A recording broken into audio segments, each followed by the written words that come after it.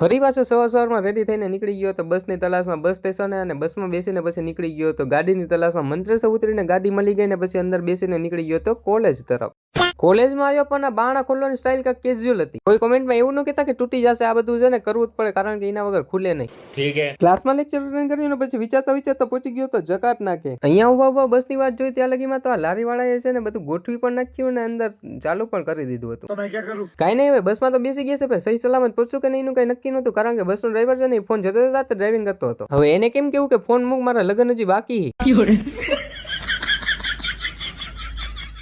સાંજ પડતા સાથે જ હું સાયકલ લઈને બહાર નીકળી ગયો હતો ને પછી આવી ગયો હતો બજારમાં ને પછી મિત્રો બધા ભેગા થયા સાયકલ લઈને અને પછી આવી ગયા હતા અહીંયા ફ્રેન્ચ ફ્રાય ખાવા માટે. ફ્રેન્ચ ફ્રાય સાથે પાછું સોડા મંગાવી હતી ચંપા નામની.